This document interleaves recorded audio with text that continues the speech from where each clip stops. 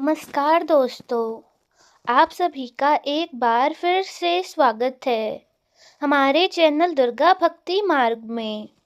आज मैं आप सभी को सुनाऊंगी गुप्त नवरात्रि के दूसरे दिन सुनी जाने वाली महाविद्या माँ तारा की कथा। साथ ही मैं आप सभी को बताऊंगी कि इस बार आपको किस मंत्र का जाप माँ तारा को प्रसन्न करने के लिए करना है। तो आइए सुनते हैं पौराणिक कथा। गुप्त नवरात्रि के दूसरे दिन माँ तारा की पूजा की जाती है और माँ तारा की कथा समुद्र मंथन से जुड़ी हुई है। पौराणिक कथा के अनुसार देवताओं और दानवों ने मिलकर वासुकी नाग की मदद से समुद्र मंथन किया था। तब सबसे पहले समुद्र मंथन में से जो चीज निकली थी वह इतनी खतरनाक थी जिसकी ज्वाला से सभी देवता और सभी असुर भयभीत हो गए। उन सभी का तेज कम पड़ने लगा। इस प्रकार हलाहल विष से भयभीत होकर सभी देवता गण भगवान भोलेनाथ को याद करने लगे और उनसे प्रार्थना की कि हे भोलेनाथ, आप इस संकट से हमें उबार सकते हैं, कृपया हमारी मदद कीजिए। यह हलाहल विष इतना जहरीला है कि जिसको देखने मात्र से आंखें जलने लगती हैं। तब भगवान भोलेनाथ ने अपनी हथेली पर रखकर हलाहल विष का पान कर लिया। भोलेनाथ ने हलाहल विष का पान तो कर लिया, लेकिन विष को अपने गले से नीचे नहीं उतारने दिया, जिसकी वजह से उनका कंठ नीला पड़ गया। इस प्रकार भोलेनाथ को नीलकंठ के नाम से जाना जाता है, क्योंकि उनका कंठ विष के प्रभाव से नीला हो गया था। इस प्रकार विष पान करने से भोलेनाथ ने सभी को विनाश होने से बचा लिया। अब भोलेनाथ ने विष का पान कर तो लिया, लेकिन विष का असर इतना ज्यादा जहरीला था, यह इतनी तेजी से जलन निकालने वाला था, जिसकी वजह से भोलेनाथ के गले में तीव्र जलन होने लगी, जिसकी वजह से भोलेनाथ मूर्छित हो गए। भोलेनाथ की इस हालत को देखकर माँ भगवती माँ तारा के रूप में प्रकट हुई।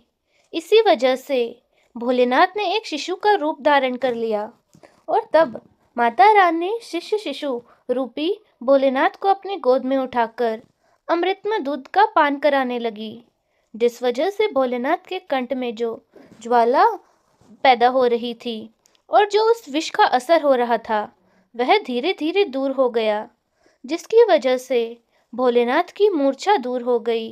अब माता रानी तरह से भोलेनाथ की वह पीड़ा दूर कर दी जो हलाहल विष पान करने से हो रही थी, लेकिन स्वयं माता तारा के शरीर में तीव्र जलन होने लगी और हलाहल विष के प्रभाव से उनका शरीर इतना भयंकर हो गया कि उनका रूप विकराल लगने लगा। उनका रूप नीला हो गया और इस प्रकार माँ तारा को हर तरह के संकटों से उबारने वाली माँ तथा जननी के रूप में जाना जाता है। इस प्रकार जिस तरह माँ तारा ने भगवान शिव की शारीरिक पीड़ा दूर की, उसी प्रकार माता ने अपने भक्तों पर बड़ी आसानी से प्रसन्न होकर उन सभी के संकट दूर कर दिए, उन्हें हर तरह की पीड़ा से बचाया। माँ तारा को 3 और नामों से जाना जाता है। माँ तारा का पहला नाम है उग्र तारा, माँ का दूसरा नाम है नील सरस्वती, तीसरा नाम है एक चटरा। आइए अब जानते हैं कि हमारे देश में माँ तारा के मंदिर कहाँ कहाँ पर स्थित है। माँ तारा के मंदिर से जुड़ी एक कहानी। माता का मंदिर वह पश्चिम बंगाल में स्थित है और एक कथा इसके बारे में बहुत प्रचलित है। कथा के अनुसार इस स्थान पर महर्षि वशिष्ठ ने अपने माता पिता की पूजा करने की, उनकी आराधना करने के महत्व को प्राप्त किया। तब महर्षि वशिष्ठ ने वहां पर माँ तारा का मंदिर बनवाया था। अब जो भी धरती में समा चुका है, इस समय जो तारापीठ धरती पर मौजूद है, उसका निर्माण जयव्रत नाम के एक व्यापारी ने करवाया था। एक बार जयव्रत नाम का यह व्यापारी अपने काम की वजह से माँ तारा के पीठ के पास गया और एक गांव में जा पहुंचा। दिन भर चलने की वजह से जयव्रत को रात को जल्दी नींद आ गई और तब माँ स्वयं उसके स्वप्न में आई और उसे दर्शन देकर कहा, हे पुत्र, पास ही कहीं शमशान में पत्थर की एक शिला दबी हुई है, तो उसकी पूजा करके उसे विधिवत रूप से स्थापित करवा दो।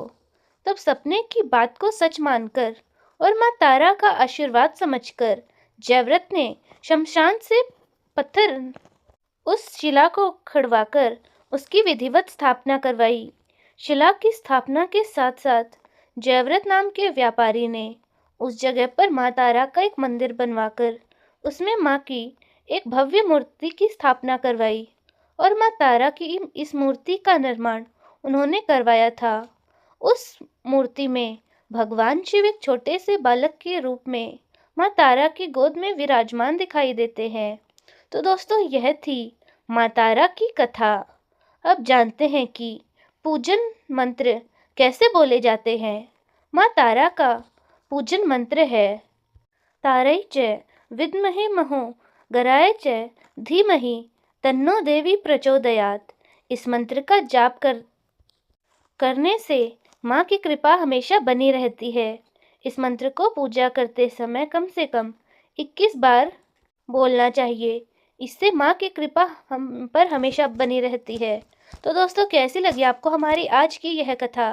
कमेंट्स में ज़रूर बताएं। धन्यवाद।